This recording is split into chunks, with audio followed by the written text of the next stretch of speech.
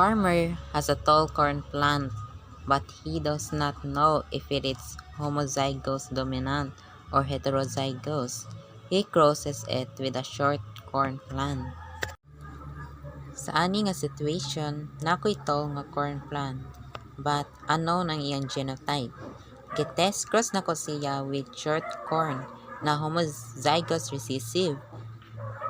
TT, tungod kay 50% tall o 50% short ang result, pasabot heterozygous dominant ang tall parent, TT.